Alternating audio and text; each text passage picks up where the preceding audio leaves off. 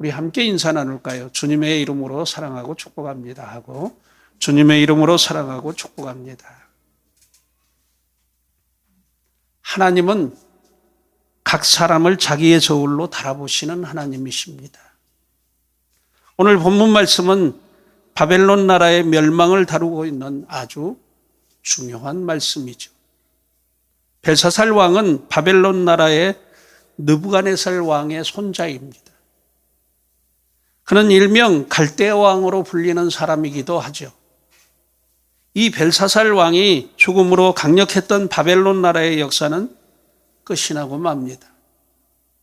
바벨론 나라의 패망 직전 바벨론의 수도는 이미 적군인 메데 바사 제국의 연합군에 의해서 포위되어 있는 그런 상황입니다. 그럼에도 불구하고 벨사살 왕은 바벨론 성의 견고함만을 믿고 자만하며 자기의 신하들과 함께 큰 연회를 베풉니다. 그리고 한참 연회가 무르익을 무렵 자신의 교만함의 극치를 드러냅니다. 자신의 조부인 느부갓네살 왕이 과거 이스라엘을 침략할 당시에 예루살렘 성전에서 약탈하여 온 물건들을 가져오도록 신하들에게 명령합니다. 조금 후에 신하들이 가져온 물건들은 예사의 물건들이 아니죠. 하나님의 거룩한 성전에서 하나님께 예배하고 섬기는 데 사용하는 그릇들과 즉기들로서 성물들입니다. 그것을 연회에 참석한 자신과 그 나라의 귀족들과 왕과 후궁들에게 나누어 주어서 그들의 술잔으로 사용하게 한 것입니다. 그들이 성전에서 쓰는 그 그릇들을 술잔 삼아 술을 따라 마시며 전능하신 하나님을 조롱하며 욕보입니다. 그들의 오만방자한 행위는 여기서 끝나지 않습니다. 그리고 그들은 금은 구리, 쇠, 나무, 돌 등으로 만든 우상 곧 자신들의 신들을 찬양하며 자랑합니다. 그런데 그 순간 상상할 수 없는 일이 그들 앞에 벌어지는 것이죠. 벨사살 왕이 베푼 연회장의 중심이 되는 왕궁의 촛대 맞은편 석회벽에 난데없이 손가락들이 나타나서 벽에다가 글씨를 써놓습니다. 이에 연회에 참석한 모든 귀족들과 벨사살 왕이 몹시 놀란 가운데 숨을 죽이며 그 광경을 쳐다봅니다. 모두들 간담이 서늘해지면서 크게 두려워하고 번민에 쌓이게 됩니다. 벨사살 왕도 얼마나 놀라고 놀랐는지 그 모습을 다니엘서 5장 6절에 이렇게 기록하고 있습니다. 같이 우리 함께 읽어볼까요? 시작. 이에 왕의 즐기던 얼굴빛이 변하고 그 생각이 번민하여 넓적다리 마디가 녹는 듯하고 그의 무릎이 서로 부딪힌지라. 여러분 이 말씀을 읽어보니까 상상이 되죠. 얼마나 놀래고 놀랐는지. 그 벽면에 쓴 글은 메네 데겔 우바르시른이라는 그런 글이었는데 그 글은 오직 하나님께서 많이 사용하신 특별한 방언이 아니었나 생각이 되어집니다. 당시에 각국의 언어들이 있는데 그 언어들로서 읽을 수 없는 글이었었어요. 이 광경을 지켜보고 있던 벨사살 왕이 도저히 그 글을 읽지 못하고 그 뜻을 알지 못하여 크게 번민합니다. 그리고 큰 소리로 마술사들과 갈대아의 무당과 점쟁이들과 지혜와 총명이 있다는 자들을 다 불러 모아가지고 그 글을 읽고 해석해 줄 것을 명령합니다. 하지만 왕의 명령을 받고 불러온 수많은 갈대아 마술사들과 무당과 점쟁이 등 아무도 그 글을 읽지 못하고 해석하지 못하는 것이죠. 그들은 벨사살 왕 앞에 죽음이 두려워서 벌벌 떨고 있는 상황입니다.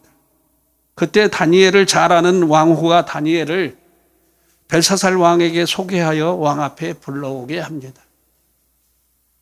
이에 벨사살 왕 앞에 불러온 다니엘이 그 글을 읽고 해석하죠. 그 해석의 말씀이 오늘 본문 말씀인 다니엘서 5장 25절부터 28절의 말씀입니다.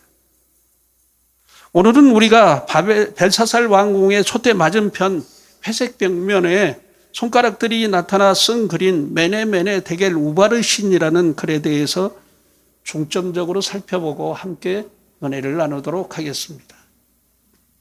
다니엘이 읽고 해석한 메네메네 데겔 우바르신에 담긴 하나님의 뜻과 섭리는 무엇일까요? 첫째로 메네메네입니다. 메네메네에 담긴 뜻은 이렇습니다. 하나님께서 이미 왕의 나라의 시대를 계수해서 끝마쳤다는 그런 뜻입니다. 벨사살 왕은 그의 선친인 느부갓네살 왕이 과거에 어떠한 삶을 살았는지를 잘 압니다.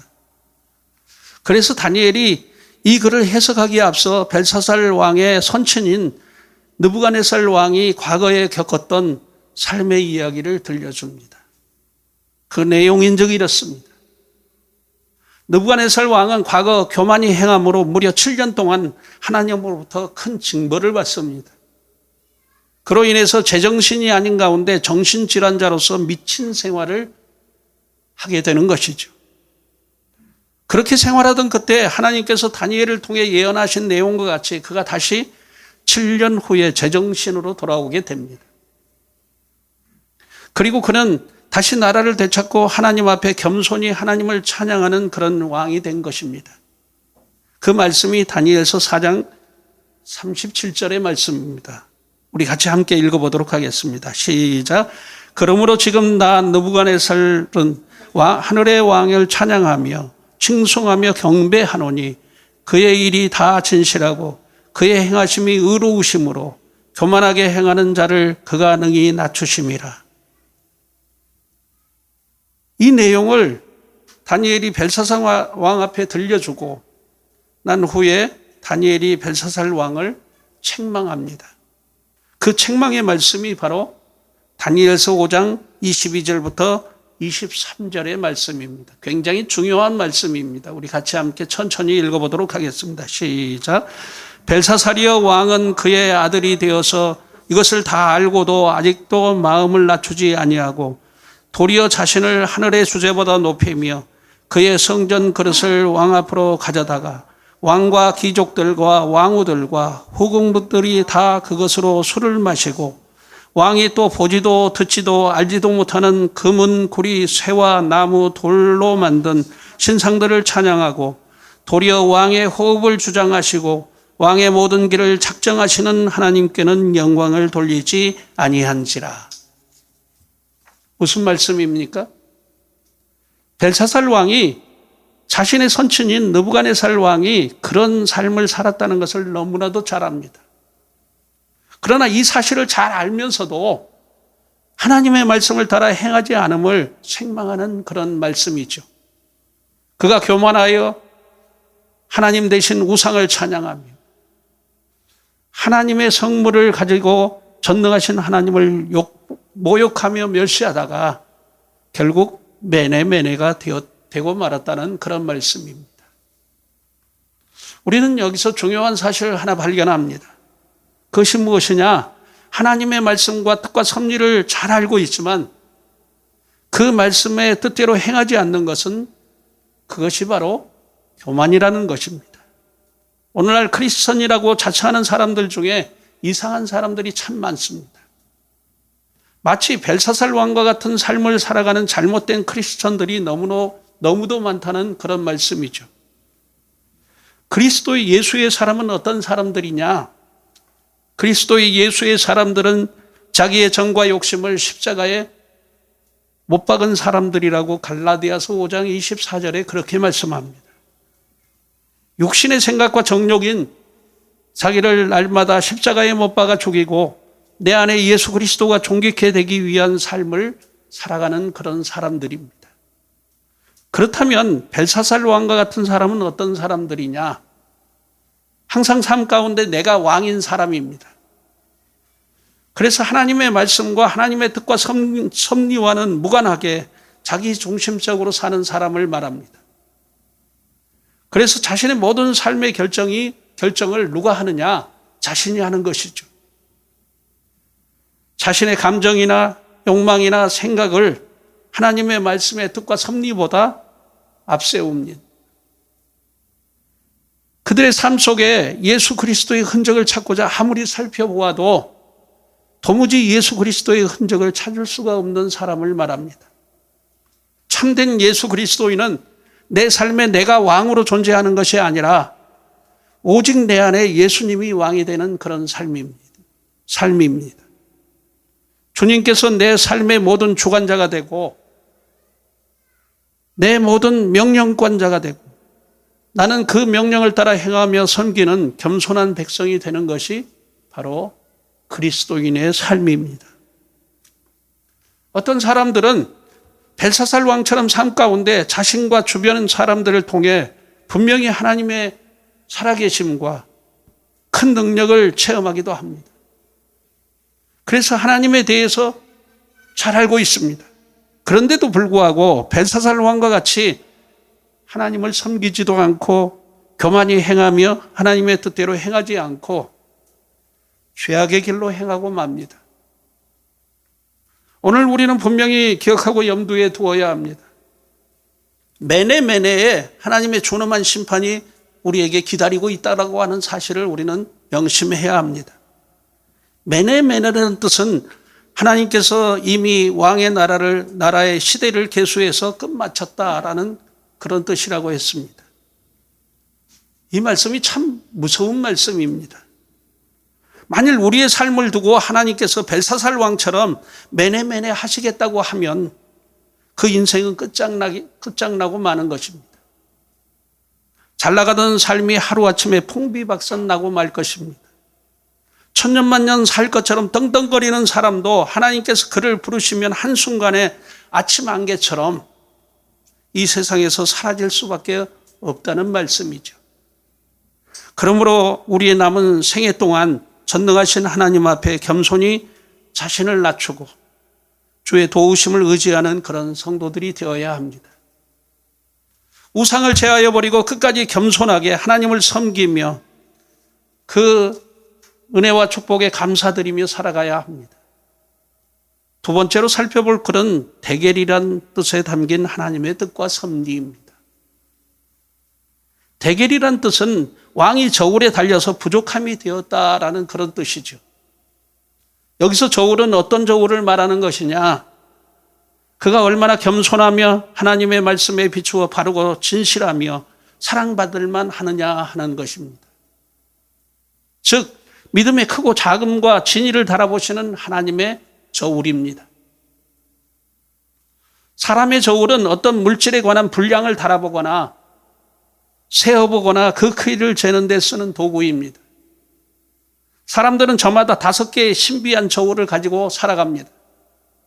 그 신비한 저울은 저와 여러분들이 잘 아는 대로 5가지의 감각의 저울이죠.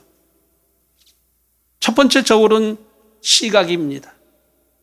우리의 눈이 모든 것을 판단하고 보고 판단하지 않습니까? 두 번째 저울은 청각입니다. 우리는 귀로 소리를 듣고 이게 좋다, 나쁘다 또는 이게 좋은 말이다, 나쁜 말이다를 구별해내죠. 세 번째 저울은 후각입니다. 냄새를 맡는 거죠. 고약한 냄새, 아름다운 향기의 냄새, 이것을 구분하는 것이 이 후각이죠. 네 번째 저울은 미각입니다. 음식을 먹고 과일을 먹고 이 과일은 맛있다, 시다 짜다 또는 떫다 여러 가지 그것을 판단해 냅니다. 다섯 번째 저울은 촉각입니다. 우리가 어떤 것을 순간적으로 느끼는 이런 만져서 느끼는 그런 촉각을 말하는 것이죠. 그래서 사람들은 때로 어떤 기준을 정해놓고 나름대로 그 분량을 측정합니다. 학력이나 경력 따위를 달아보기도 하고 외모를 보고 잘생겼냐 못생겼냐, 맛있냐 맛없냐, 노래를 잘하냐 못하느냐 등을 따지기도 합니다. 또 하는 말을 듣고 진실인지 거짓인지를 밝혀내기도 하는 것이죠. 하지만 이 사람의 저울은 겉으로 나타난 지극히 물리적인 것과 감각적인 것이어서 때로 그 기준이 모호하기도 합니다. 다시 말해서 사람의 저울은 때로 틀릴 수도 있고 공정치 못한 그런 잣대가 되기도 한다는 그런 말씀입니다. 하지만 하나님의 저울은 사람의 외모를 보거나 감각적인 방법으로 측량하는 저울이 아닙니다. 하나님의 저울은 사람의 마음 중심을 달아보시는 정확하고 공평한 저울로서 심령 상태의 경중을 살피는, 그것을 달아보는 저울이죠. 불행하게도 벨사살 왕을 하나님의 저울에 달아보니 그는 지극히 가증스럽고 음란하고 교만합니다. 또 그는 불의를 행하며 전능하신 하나님을 멸시하고 우상을 숭배하는 데 일삼습니다. 더욱이 국가가 존망의 위로에 처한 그런 상황 속에서도 조차 국가 안위에는 관심이 없고 퇴폐적인 향락만을 일삼는 그런 왕입니다. 그래서 하나님께서 그를 하나님의 저울에 달아보시는 것이죠. 그런데 그 결과 하나님의 정하신 기준에 심히 부족한 자로 나타난 것입니다. 사랑하는 성도 여러분, 우리는 이 종말의 때에 정신을 차리고 깨어 근신하며 우리 하나님을 섬기는 지혜로운 성도들이 되어야 합니다. 전능하신 하나님께서 우리 인생의 삶을 두고 어느 때든지 우리를 하나님의 저울로 달아보신다고 하는 사실을 잊어서는 안 됩니다. 사무엘상 2장 3절의 말씀입니다. 우리 같이 함께 읽어보도록 하겠습니다. 시작. 심히 교만한 말을 다시 하지 말 것이며 오만한 말을 너희 입에서 내지 말지어다. 여호와는 지식의 하나님이시라. 행동을 달아보시느니라. 무슨 말씀입니까? 하나님은 사람의 행동을 그의 저울로 달아보시는 하나님이시라는 말씀입니다. 또 욥기서 31장 5절부터 6절에 이렇게 말씀합니다. 같이 함께 읽어보도록 하겠습니다. 시작. 만일 내가 허유와 함께 동행하고 내 발이 속임수에 빨랐다면 하나님께서 나를 공평한 저울에 달아보시고 그가 나를 온전함을 아시기를 바라노라. 하나님의 저울은 공평합니다. 그래서 모든 사람을 달아보시고 반드시 공평으로 그 대가를 지불하게 하신다는 그런 말씀입니다. 그러므로 우리가 스스로 자기 자신을 한번 살펴보아야 합니다. 나의 영혼 상태를 냉철하게 하나님의 저울에 비추어 달아보라는 것이죠. 만일 부족하면 엎드려 회개하고 더욱 겸손히 하나님을 의지하고 열심히 섬기는 일에 우리는 최선을 다해야 할 것입니다. 예레미야 17장 9절에 만물보다 심히 부패하고 거짓된 것이 사람의 마음이라고 했습니다.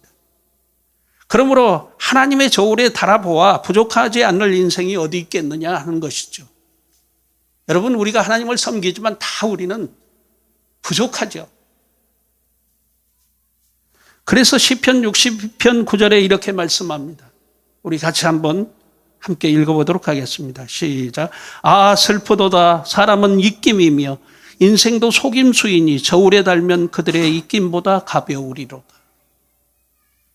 예수님께서도 한 부자 청년을 저울로 달아보셨습니다. 그는 어려서부터 하자 없이 율법을 잘 지키고 나름대로 하나님을 잘 믿었다고 자부하는 그런 사람이죠. 하지만 그 청년의 삶을 예수님의 저울에 달아보니 부족한 것이 너무나 많습니다. 그래서 예수님께서 그 청년에게 이렇게 권면합니다. 그 말씀이 바로 마태복음 19장 21절의 말씀이죠. 같이 함께 읽어보도록 하겠습니다. 시작. 예수께서 이르시되 내가 온전하고자 할진대 가서 내 소유를 팔아 가난한 자들에게 주라. 그리하면 하늘에서 보화가 내게 있으리라. 그리고 와서 나를 따르라 하시니. 심히 유감스럽지만 이 청년은 이 말씀을 따라 실천하지 못하고 근심하며 돌아갔다고 했습니다. 사실 이 내용의 말씀은 한 부자 청년에게만 해당되는 그런 말씀이 결코 아닙니다. 오늘 저와 여러분들 역시 이 부자 청년과 같은 위치에 서 있었다고 하면 우리들 역시 이 부자 청년과 다를 바 없었을 것입니다. 어떻게 내 소유를 전부 다 팔아가지고 주님을 따를 수 있겠느냐 고민하고 고민했을 것이라는 것이죠. 오늘날도 주님을 믿노라고 하는 사람들 중에 이 부자 청년과 같은 착각 속에서 신앙생활을 하는 사람들이 너무나 많습니다. 자기 스스로는 하나님을 잘 섬기고 있다라고 그렇게 자부하죠. 그리고 그는 온전히 하나님을 섬겼다고 착각합니다.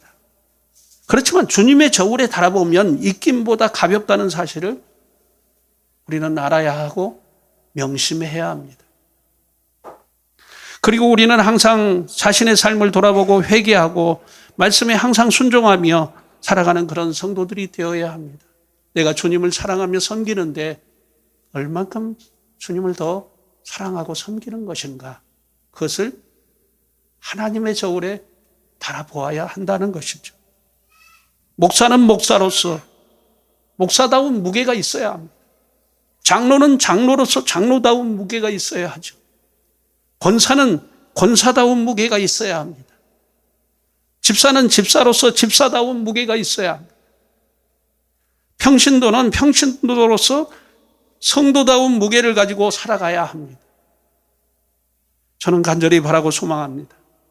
우리 사랑이 넘치는 교회 성도들은 오직 하나님의 뜻과 섭리를 깨달아 그 뜻에 합당한 삶을 사심으로 하나님께서 가지신 저울의 종량에 합당한 성도들이 되시기를 예수님의 이름으로 축복합니다. 마지막으로 살펴볼 글은 우바르신이란 글에 담긴 하나님의 뜻과 섭리입니다. 우바르신에 담긴 뜻은 이렇습니다. 우바르신이라는 말은 다른 말로 베레스라고도 하는데 그 뜻은 왕의 나라를 나누어 다른 사람에게 준다라는 그런 뜻이죠. 모든 나라의 흥망성쇠는 하나님의 주권과 하나님의 손에 달려 있습니다. 그날 밤에 벨사살 왕은 하나님의 말씀대로 최후를 맞이합니다. 왕궁 하수관로로 침투하여 성을 점령한 메데 바사 제국의 군사들에게 비참한 죽음을 당하게 되는 것이죠.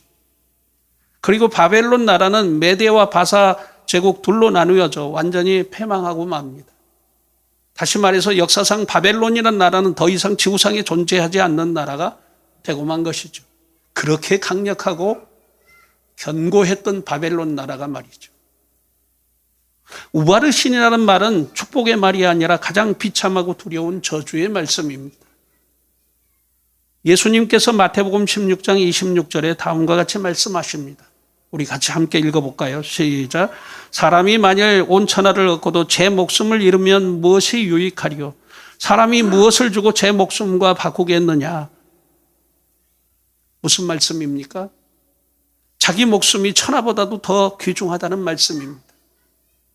그런데 왜 하나님께서 벨사살 왕에게 우바르신이라고 하신 것은 그 밤에 자기의 목숨과 더불어 그가 통치하고 있는 그 나라까지도 송두리째 잃게 하시겠다는 그런 말씀입니다. 참으로 두렵고 무서운 말씀이 아닐 수 없습니다. 여러분 유감스러운 말씀이겠지만 이 우바르신이라는 말은 꼭 벨사살 왕에게만 적용되는 말씀이 아니라는 사실을 우리는 명심해야 합니다. 만일 저와 여러분이 이 벨사살 왕처럼 하나님께 대하여 불의하며 악을 행하고 교만하며 저와 여러분들도 교만하면 저와 여러분들도 결코 예외일 수가 없다는 그런 말씀이죠. 그러므로 우리가 하나님을 섬기되 겸손히 두렵고 떨림으로 주를 섬기는 성도들이 되어야 합니다. 한 가지 우리가 기억할 것이 있습니다. 하나님은 긍휼과 사랑의 하나님이십니다. 그렇지만 우리들이 잘못된 길로 행할 때 하나님은 진노하시죠. 사실 그 하나님의 맹렬한 진노가 임하시면 그 진노 앞에 견딜 자가 없습니다. 참으로 무섭고 두려운 것이 하나님의 진노입니다. 하지만 하나님은 진노 가운데서도 자기의 잘못을 인정하고 회개하며 긍휼을 구하는 자에게는 그 맹렬한 진노를 거두시는 분이 바로 하나님이십니다. 왜 그렇습니까? 하나님은 긍휼과 사랑의 하나님이시기 때문입니다. 출애굽기 32장의 말씀을 보면 하나님께서 이스라엘 백성들을 향하여 맹렬히 진노하시겠다고 모세에게 선언하십니다. 진노의 이유가 무엇이냐? 이스라엘이 모세가 없는 틈을 타서 그들이 우상인 금송아지를 만들어 경배하는 등 오만방자히 행한 것이죠. 이에 하나님께서 대노하시는 것입니다. 하나님께서 모세에게 말씀하시기를 내가 이 백성을 이곳에서 모두 진멸하시겠다고 그렇게 말씀합니다. 그런데 모세가 이러한 하나님의 진노 앞에서 이스라엘 백성들을 대신하여 그 앞에 엎드려 회개하고 자비와 용서를 구합니다. 그 모세의 기도가 출애굽기 32장 11절부터 13절의 말씀입니다. 모세의 이러한 간절한 기도를 들으신 하나님께서 그 백성에게 멸하실 계획을 취소하십니다. 하나님께서는 자기의 죄를 자복하고 회개하는 백성을 그들의 죄를 따라 심판하지 아니하시고 긍휼과 용서를 베푸시는 하나님이십니다. 사랑하는 성도 여러분, 우리도 이제까지 우리의 삶을 놓고 하나님 앞에서 잘못 행한 일들이 무엇이 있을까 하고 살피는 그런 성도들이 되어야 합니다. 그리고 하나님께서 예비하신 우바르시련이라는 진노가 임하시기 전에 자기의 죄를 철저히 자복하고 회개하는 성도들이 되어야 합니다. 감사하게도 우리가 하나님께 회개하고 돌이키면 긍휼과 자비가 풍성하신 하나님은 우리를 용서해 주신다는 사실입니다. 저는 간절히 바라고 소망합니다. 우리 사랑이 넘치는 교회 성도들은 벨사살 왕에게 임한 메네메네 데겔 우바르신이라는 이 말씀의 저주와 진노의 말씀이 아닌 축복의 말씀으로 변하는 은혜와 축복이 있으시기를 예수 그리스도의 이름으로 축복합니다. 기도하겠습니다.